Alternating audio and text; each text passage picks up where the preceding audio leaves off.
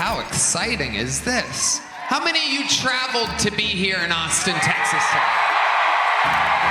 We have the best damn fans in the world, true fans of real comedy. The arena thing is becoming casual. The shit is about to go down. 3 legends of the panel of this show. We're all here. Doesn't get much better than this on a Monday night. For the second year in a row, Kill Tony sold out back-to-back nights at H-E-B Arena in Austin, Texas on New Year's Eve. Where last year we saw the battle for regularship between Rick Diaz and Hans Kim on night 1, and this year started off with Joe Biden, Joe Rogan, and Harland Williams all on the guest panel for a full 3 hours. Ari, Maddie, what are you doing here? Didn't I trade you to get Brittany Griner back? The surprises started early with a new minute from Rick Diaz exactly 1 year after his first battle with Hans Kim took place on the same stage. We also got a full 8 minutes of stand-up from Dice Clay with no interview, another appearance from Fiona Colley, and a hot 60 seconds from Locke Hoger, a door guy at the mothership who had one of the best sets of the night. Like one time I was about to fail a test, so I prayed to God.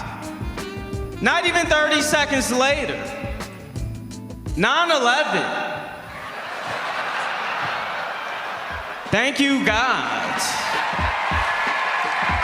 The first night also included performances from 4 Kill Tony regulars that started off with Cam Patterson opening the show, followed by Hans Kim, then Ari Maddie, and William Montgomery batting cleanup. But the biggest moment related to any of the usual suspects was the second annual presentation of the Kill Tony Guest of the Year Award to Harland Williams. How could I know this was gonna happen? Holy smokes, this was unexpected. I really didn't even have any idea that this was gonna happen.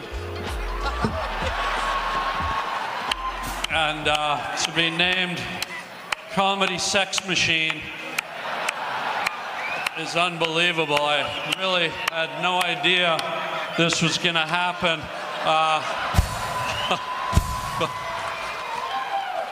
But honestly, I'm very grateful. You know, I just threw them on the ground. I don't care. I'd like to thank a few people, if that's cool. I'd really like, sir, if you could sit down. I'm in the middle of a fucking speech. I hate when my dad comes to these things. I'd like to thank Donnie's face braces. As you know, my sister's eyes were this far apart for about 4 years, and Donnie got the braces on her eyes, and her faces are back together. I want to thank Crab Legs or Us. My sister has demented legs and walks like a crab, so I want to thank her. And I want to thank one of my earliest comedy influences. I didn't know what comedy was until I was a little boy, and I was watching Sesame Street like we all did. There's someone I want to thank on Sesame Street, the Count. Who knew that even numbers could be so hilarious? 1. 2.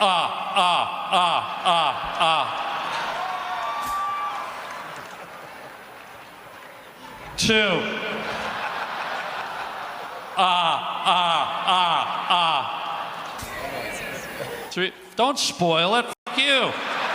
4. Folks, I want to thank Tony. He's doing a great thing, bringing comedy to a whole new level. Unbelievable. It's really unbelievable. Sort of starting a whole new revolution in comedy. Joe Rogan, who kicked it off with his wonderful podcast and everything he's contributed. Joe, you're amazing. Tony. And folks, my joy in life is to bring laughter to you guys, so the only thing I'd ask in return, go to my podcast, The Harland Highway. Everyone watching, subscribe. Take 5 seconds, subscribe, and let me bring the laughter to you. Yes. Thank you, Tony. Thank you, Joe. Thank you, Joe Biden, if you know who you are. And I love you guys, and I'm going to promise this year to keep fixing more freaky, fucked up eyes. Thank you. Unbelievable. Harland motherfucking Williams.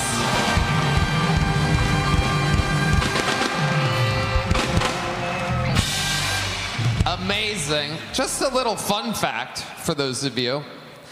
There's no way that he knew he was going to be guest of the year. the funny part of that is that he's been sitting on and has had trophies shoved in his pants all night. All of the pros handled business on both nights to make for entertaining episodes, but the question mark with Kill Tony arena shows has always been, will the bucket bomb? And just like the past 4 arena shows, we had Kill Tony correspondent and record holder for longest interview, Karen Jones, out there to get some boots on the ground footage before night 1. And she actually ended up speaking with 3 of the night's bucket pulls prior to them getting chosen. Karen Jones here at the HEB Center for the Kill Tony Arena Show. Right now we have a young man from Oklahoma named Jacob. Go ahead and tell us a little about yourself, Jacob. So I currently live in Oklahoma City. Been a big Kill Tony fan. Always wanted to go to a show. I've never really done stand-up comedy, open mic, but you know, some people have told me I'm funny, but 15,000 people might disagree. So we're gonna see my odds today.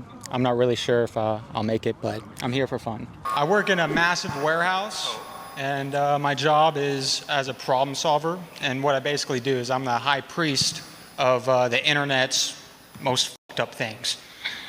Basically, I come into work one day and I see this thing just staring at me through what I can only describe as an abyss of desire. I pick this thing up to try to figure out what the fuck it is, and I kid you not, it's 65 pounds of just pure, straight silicone sin.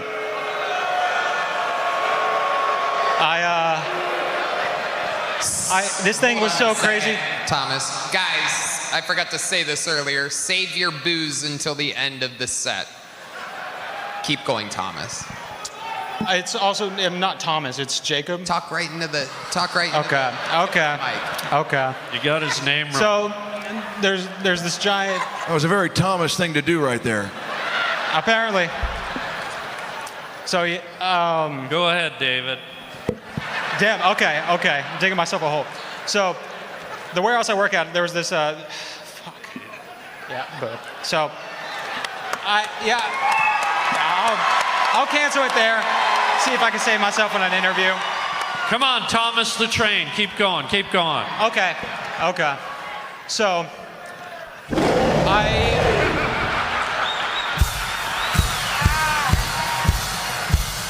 What's your plan for tonight? You got a good bit?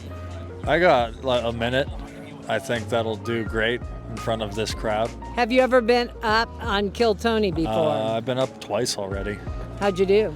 I did fine. I got secret show both times. It was good, fun. What was the weakest part or the most difficult part? The interview or the interview minute? is always the hardest part because you never know what they're going to ask you. Like right now. Yeah. This is exactly what's going to happen if Tony interviews me. They're just going to answer questions. This is a dry run. Yeah, dry run. Tell me the most interesting thing about you, Luke. Oh, see, this is where I fuck up. I got nothing planned. Well, make something up. Like Make you only something have up. one testicle. Like, okay, No, here we Matt go. Matt This works. has a gay brother, and he didn't talk about that either time he was up. Yeah. And I said, why did you talk about your Thought gay he brother? is the gay brother. No, he may be, but I always say, why don't you talk about your gay brother's cock ring in the shower? Like Tony That's eats that something. stuff up. Yeah. So, what's the most interesting thing about you, Luke? I don't know if this is interesting, but I don't use tissues at home. I just blow my nose in my hands and wash it down the sink. I like it. That's a Like good that? one. That's That's a good? good one. You got something. There We we can go. work with that. Okay, Luke, good luck getting up tonight. You ever punched the shit out of a puppy? I've struck a few dogs in my day. You've shuck a few dogs. No, struck them. You shuck corn. You don't Shuck shuck corn? dogs, dude. Wow, the crowd is booing. I made them turn on me. They are turning on you. It's a punch it. You didn't exactly answer the "Have you punched a puppy?" question correctly. No, I've not punched a puppy. There You wait till their skulls get as thick as Joe's, and then you can really give it to them. What does that mean? I don't know. Wow. We should get this guy a shark tracker bracelet. Come on. This is an amazing show where you could watch somebody make it and then slowly fall off the mountain right in front of your eyes over 7 minutes. Oops. Well, No, you're Luke, going to be homeless in a week, right? Can't wait. At least there'll be lots of strays you can beat the shit out of. That's how you get good at it. You got a big joke book last time you were on? Yeah. Here's a big HEB joke book for you, Luke Stam. I'm going to try to remember the first 4 minutes of this whole interaction. Luke Stam, everybody. There he goes. The set of the night as far as bucket pulls go. So, what do you think the odds are of getting pulled 2 nights in a row at an arena I show? really hope I don't get pulled again, because I don't have my next minute plan, but I'll come up with something on the spot. You will, and Yeah. the fact you don't want to get called almost guarantees that you will be. Probably, yeah. We'll see. Well, good luck. I really enjoyed your set, and I enjoyed your bad interview because Oh, it thank really you. was so bad. Yeah, it that was terrible. It made me uncomfortable in a Good, good way. good. So I'm here with Bill Rhodes, a Kill Tony fan. Tell me what you love about Kill Tony, Bill. It's a cool opportunity for people to just come in and show what they've got, market, and get to meet other comics. Have you ever been pulled from the Bucket of Destiny? I have right at about a year ago. The episode was recorded right before the last New Year's Eve show, and it aired right after the last New Year's Eve show. Nice. Well, that could be seen as maybe like a little bit of good luck going into tonight. so. How'd it go? I was good. I got a big joke book. I got fired from my teaching job, and yeah, it was fun. Oh, you know it's good when you get fired. So you did a set on Kill Tony? Yes, sir. That people saw it, reported you to the school? Yeah, Amy and Human Resources saw it. You're the Pflugerville guy, right? Hutto. I was that Hutto guy. What exactly did they fire you for? I worked in the prison system, so I compared working with inmates to working with students. So basically, I said the only way to get fired from either job is to fight one or f*** one. Here, you get a fruit by the foot for that joke. Sweet. Whoa. Yeah, it's fucking. Thank you, Mr. President. I'm back with Bill Rhodes, who we saw yesterday get pulled, the maiden bucket pull last night. Tell us how it felt up there. It was awesome. First of all, my son was in the crowd. Some of my old students that I coached in football were there, so it felt really, really good to do something like that in front of people that wanted to see me. Going up first is nerve-wracking, shakes and all that, but it was cool. It was a good set, great interview. The panel was phenomenal.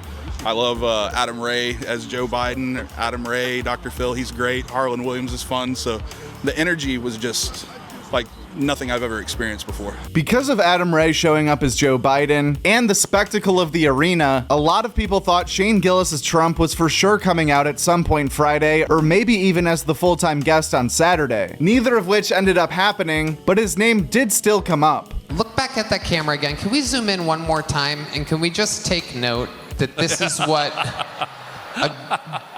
a parentless Shane Gillis would have looked like? Let's just take note that if he had no mother and father that loved him, this is how Shane would have ended up looking like.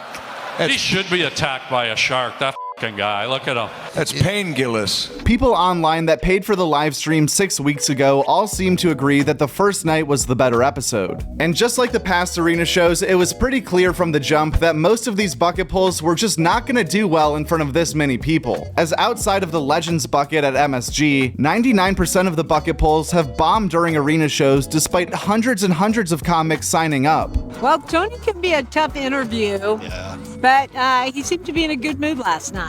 Yeah, except for the 3 people that didn't have a minute. That was, Well, they had that coming. yeah. So those people, it was just crazy to see people go up there and try a comedy for the first time in front of 9,000 people. But hey, have a minute at least, I say. But, The first guy that didn't have a minute from Oklahoma, Yeah. I told him not to go up. I talked to him before the show, Yeah. and he told me what his plans were. I said, you really shouldn't sign up. wow, so that's crazy. You actually talked to him and gave him the advice that Tony told him also, huh? I said, you're not going to tell a story, are you? He's like, yeah, I've got a pretty good story. I'm like, oh, don't do that. We are here this evening with Sarge, who you probably recognize from one of the LA arena shows.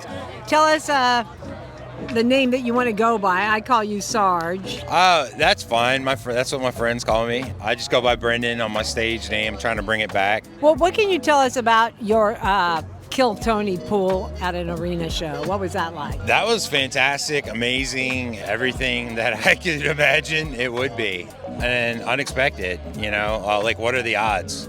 driving all the way from Austin to LA and getting pulled. Got the chance to do that, and playing in front of 8,000 people at my stage in my career is kind of like the amazing magic of Kill Tony. No way I should ever be doing 8,000 people at my level, but that's what's great about this show. And like that type of magic and that level of exposure can do a lot of great things for anybody that's lucky enough to have such an opportunity. What's up, man? Why did you sign up today? I signed up because I want a chance at fame and fortune. I mean, I'm saying inappropriate things in public, and I've got a little bit of a coke habit, so what better place to be? I mean... Well, do you think there's any joke that's off limits? Absolutely not. Not at all? 9/11 proved that, cancer, whatever. The one thing that everybody is always very hesitant on is saying the N-word on stage. What do you think about that? You know, it's very dear to my heart, and I appreciate the gravity of that question, and I too, like you, think that that's a good question. Yep. Very political way of answering that. That's exactly what that was. You kind of look like a politician a little bit. Well, I'm a recovering politician. I'm actually running from office. I spent 15 years in office, so don't. Oh, really? Yeah, don't tell anybody. Yeah. Well, is there any joke that's off limits? Anything can and should be funny. Take, for example, is a joke I used a couple months ago, but when I was 6, my mom died of colon cancer. That's not funny. Call it ass cancer, and that's kind of funny. Her cheeks got clapped by cancer. That's pretty funny. Anything can and should be funny. Would you say the N-word on stage? No, sir. Why not? Because I have a hillbilly accent. Everything I say. Oh, yeah, it's a bad look, huh? Yeah, everything I say kind of sounds like the N-word anyway. You think he could get away with it? Yeah, he's all right. I mean, I've definitely said it before. Like, I'm Puerto Rican, so like I have to say it. Like, you know what I mean? What about you? No, never. He's of Italian, course not. he's definitely said it. I thought you were Mexican. Only in traffic. Another thing that was on par with previous big Kill Tony episodes was the guest panel being far less active than normal. But to be fair, there also wasn't a ton of room to jump in between Tony and Biden's constant banter. One more time for Joe Rogan, Tony Hinchcliffe, and Harlan Williams. Everybody, come on. Come on, keep it going over here. David Lucas, give it up for the star of Sex and the Obesity. David's the only guy with a harder time with stairs than me. We'll keep it in. People say I don't take the border problem seriously. I say, why do you think I moved David to Texas? You want to get in this country, you got to go through his fat ass. Come on.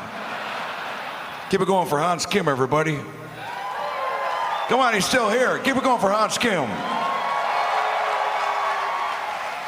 Hans is autistic, or as I call it, he's Ho Chi Minh-tally retarded. Ari Maddie, what are you doing here? Didn't I trade you to get Brittany Griner back?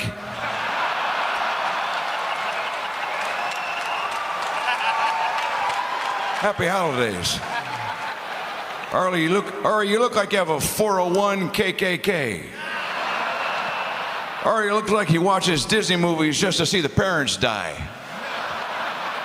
Roofie Hauser MD. All right, what else we got? Red Band's here. Red Band looks so sad. It's just because he saw the list of foods that RFK is going to ban. Like bagels and fruit. Red Band looks like even his knees have double chins. I love you, Red Band. Congrats on the engagement.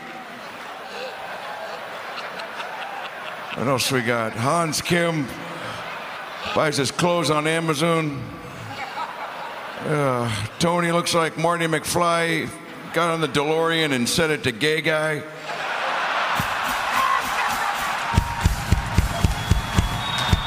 That's all of me. I'm President Joe Biden. I got 2 weeks left. Maybe I'll get stand-up comedy going.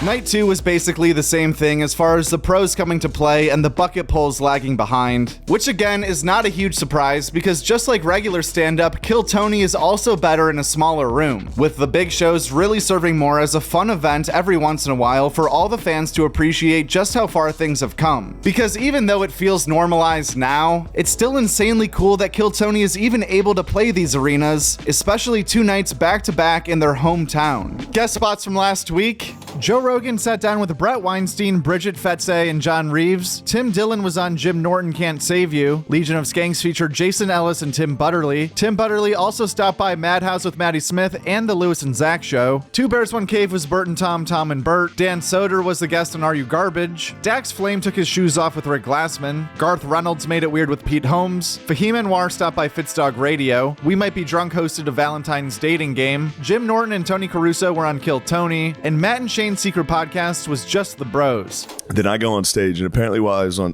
was on stage, Julian Edelman walks by, and Chris goes, "Can I give you a hug?" And he was like, "Why?" And then walked away, and Chris was like, "Oh, fuck." So then he's coming back through the tunnel. It's crazy he took it to a why. Be like, state your reason. I mean, I get it. He doesn't even know the guy. I know, but and some guy staying drunk in the tunnel is like, "Can I give you a hug, man?" And then I realized I've hugged every single person that's ever asked for a fucking hug. I'd be like, "Yeah." Yeah, sure. It is funny that, like, he was kind of thinking about it. He was like, "Well, why?" Like, Yeah, he was like, why should I? Why would I hug you? And then Edelman's coming back in the tunnel, and apparently Chris went for a super low 5. He was walking by, and Chris was like, and they said Edelman just was like, "No." The f-? And I was like, dude, of course he did that. I would have thought someone was like just purely with me. Like a low 5? That's like, I wouldn't have even thought he was giving me a high 5. If I Also, was the walking risk by, of pulling a low 5 away is high. if I was walking by and somebody was like, yeah.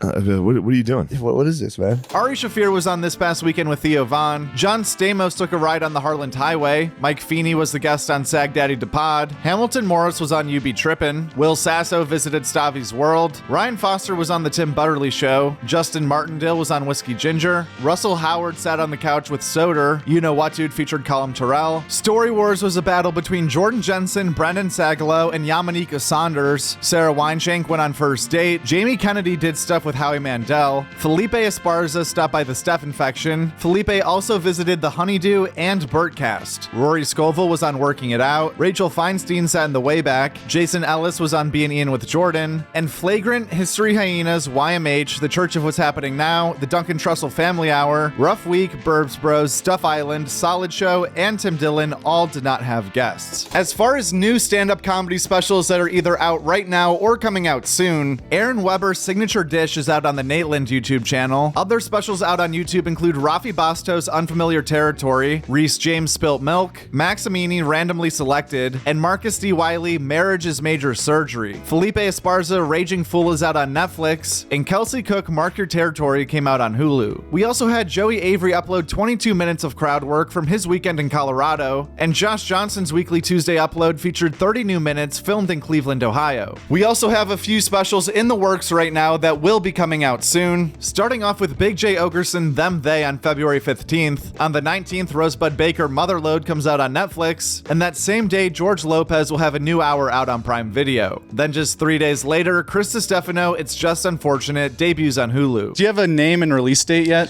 So the release date, I believe, is February 21st, Okay. and the name, we kept going back and forth with the name. I was gonna name it Special Chrissy, but they said that was hitting too hard. You know, they were like, it was like right on the line of like my special, but also a special needs joke. So they said no to that. And then I want to name it Mr. Perfect, because I have a joke about me meeting Mr. Perfect at the Yankees game, but that was trademarked. So we came up with, because I just say it all the time in my stand-up, we came up with It's Just Unfortunate. So the name of the special is It's Just Unfortunate. I like that a lot. Special Chrissy is close to Special Weshy too, also. Yeah, so we want to give it some separation. So it's called It's Just Unfortunate, and it's coming out, I believe, February 21st. They did, out of all the comics, they did give me Black History Month, and I appreciate that. And two more further out specials to put on your radar. March 14th, Bill Burr, Drop Dead Years premieres on Hulu, and Nimesh Patel, Instant Karma will come out on Netflix March 1st, April Fool's Day. But other than that, everyone's favorite video, the Best of the Month video for January 2025 is out right now on the main Joke World channel. And if you're a fan of the monthly recap compilations, mosey on down to the description of this video where you can find the link link to watch our Best of the Week recap videos every single Friday on Patreon for just $3 a month. We also uploaded all of the moments from the dozens of boots on the ground interviews collected outside of HEB Arena that we did not use in this recap video over on the Patreon completely for free. Plus a full 16-minute interview with Adam Ray from Skankfest. It's not only the best way to support independent comedy news, but also it's genuinely a great bang for your buck with all of the videos we post over there. And if you don't believe me, just try it out and cancel after a month. Alright, enough yapping from me. Thank you guys so much for being here and watching the videos all the way till the end. Those who are watching this part, you guys rule. I really appreciate it. And we'll be back again next week with some more comedy news, or before then, if anything crazy happens. Who knows? At Joke World. That's it, at Joke World. And the world is WRLD. That's a great YouTube channel, Joke World. Check it out.